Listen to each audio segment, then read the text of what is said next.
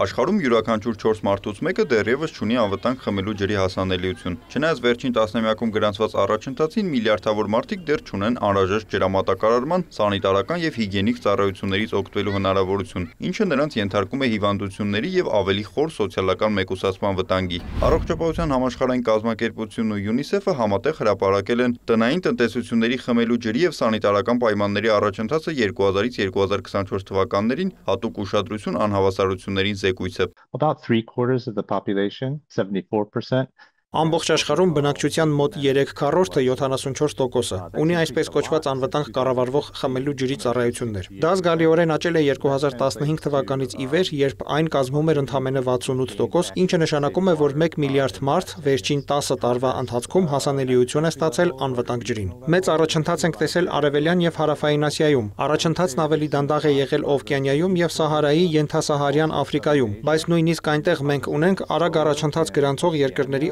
Օրինակ, եւ Գանան, եւ Տանզանիան անվտանգ կերպով կառավարվող խմելու ջրի քանակը մեծացրել են ավելի քան 10%-ային կետով։ Իսկ Սոմալին, որը շատ աղքատ երկիր է, 2015 թվականից ի վեր խմելու ջրի հիմնական ծառայությունները մեծացրել է 21%-ային կետով։ Որոշ երկրներում ջրի կարիքից ելնելով մարդիկ ստիպված մեծ հեռավորություն են անցնում, որ հասանելիություն ունենան։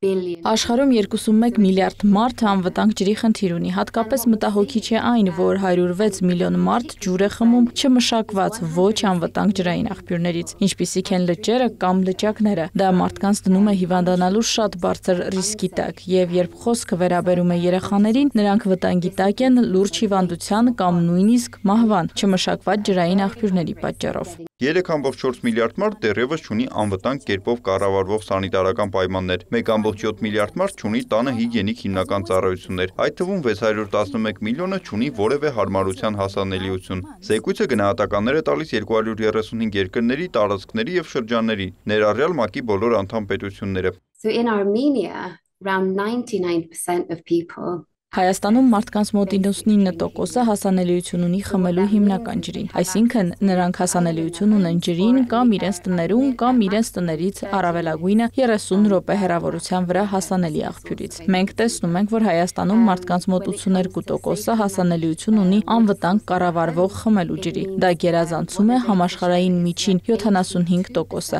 բայց դեռ կա բարելավման տեղ։ Զեկույցն ուսումնասիրել են նաև հայաստանյան փորձագետները։ Նկատում են մեր երկրի ցուցանիշները աշխարհի մակարդակով բավականին բարձր են, սակայն կան որոշակի տարբերություններ քաղաքային եւ գյուղական բնակավայրերի միջև։ Մոտ 99%-ից ավել քաղաքային բնակչությունը հասանելիություն ունի սանիտարական պայմաններին, իսկ գյուղական բնակավայրերում սա 84-83% է։ Մյուսը հիգիենիան, որը վերաբերվում է լոգարանային պայմանների առկայության հասանելիությանը, Հայաստանի տվյալները 93-ից 94%, որ աշխարհի մյուս երկրների համեմատությամբ լավ ցուցանիշ է, սակայն քաղաքային բնակավայրերում լոգարանային նվազագույն պայմանների հասանելիությունն է տնային տնտեսությունների 99%-ից ավելին, իսկ գյուղական բնակավայրերում սա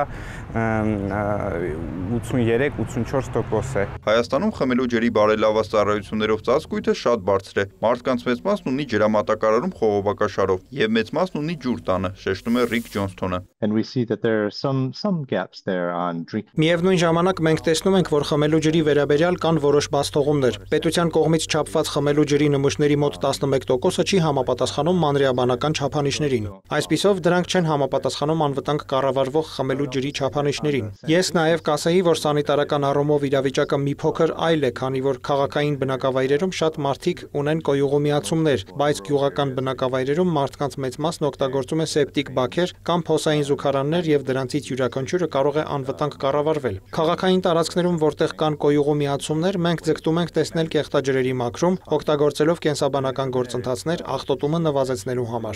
Զեկույցում ներկայացված է նաև հարուստ եւ աղքատ շրջանների սանիտարական պայմանների տարբերությունը, նշում է փորձագետը։ Օրինակ ամենաաղքատ տարածաշրջանը Հայաստանի Հանրապետության սանիտարական պայմաններով միայն տնային տնտեսությունների 64%-ն է հասանելիություն ունի նվազագույն սանիտարական պայմաններին, իսկ հարուստ տարածաշրջաններում սա 99%-ից ավել է։ Նույնն նաև հիգիենային է վերաբերվում, այս դեպքում ավելի բարվոք է ցուցանիշը, աղքատ տարածաշրջանային տնային տնտեսությունների 82-81%-ն հասանելի ու հիգիենայի տարրական պայմանները պահպանում է, իսկ հարուստ տարածաշրջաններում կրկին տնային տնտեսությունների 99%-ից ավելին։ Ըստ զեկույցի Սահարայի ենթասահարյան Աֆրիկայում եւ կենտրոնական եւ հարավային Ասիայում կանայք եւ աղջիկներն են հիմնականում պատասխանատու ջրի հավաքման համար ու օրական ավելի քան 30 րոպե են ծախսում դրա վրա։ Նիկոլայ Ավետիսյան, Աշոտ Խաչատրյան, լուրեր։